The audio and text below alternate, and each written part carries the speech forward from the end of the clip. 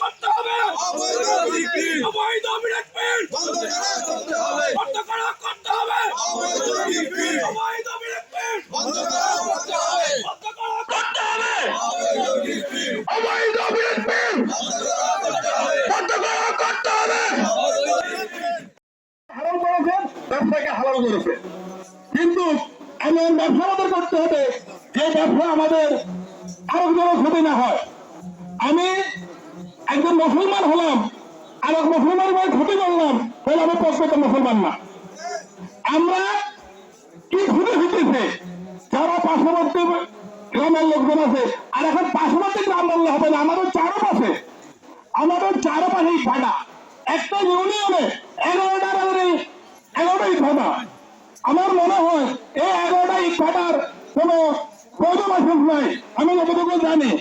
তো পরিবেশের এখন আন্দোলন সংগ্রাম নিয়ে অনেক কথা আছে। মুসলমান ওই ব্যক্তি যার মুখে এবং অন্তরে এক, আর যারা মুনাফিক তাদের মুখে এবং অন্তরে এক না। তো আমরা এখানে যারা আছি প্রত্যেকে মুসলমান ঘরের ছেলে মেয়ে, আমরা সব পরিচয় দিব আমরা মুসলমান, আমাদের মুখে এবং অন্তরে এক। আমরা এই অবৈধ মাটি কাটা এবং আমরা ফসলি জমির এই মাটির বিরুদ্ধে আমরা আন্দোলনে আছি।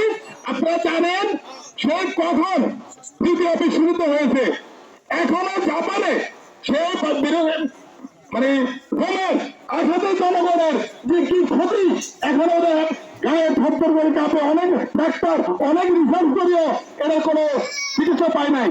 আমরা আমাদের বাঁচতে হবে, আমাদের এলাকার আগামী যে প্রজন্ম এদেরকে বাঁচাতে হবে। শুধু আমি খাইলাম আমি বাঁচলাম এই নীতি পরিহার করে সবাইকে আগামী দিনের আন্দোলনে শরীক হওয়ার জন্য